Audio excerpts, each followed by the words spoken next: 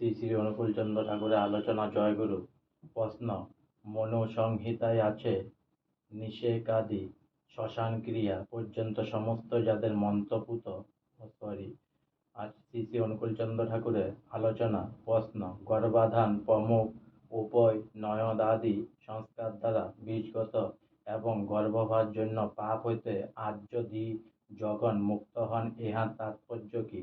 উত্তরে শ্রী শ্রী ঠাকুর গর্ভাধান হইতে উপনয়নাদি করণীয় বা আচরণীয় যা যা কিছু আছে সেগুলি সম্যকভাবে আচরণ করিলে মানুষ তৎপুরুষত পারফেক্ট ইনস্টিংক্ট টেম্পারমেন্ট অ্যান্ড ফিজিকিউ লাভ করিতে পারে, তাহার কোনো উইকনেস থাকে না, তাই সে নর্মাল বিইং এ থাকিয়া হায়ার বিকামিং এর জন্য অবাধে অ্যাটেম্প করিতে পারে।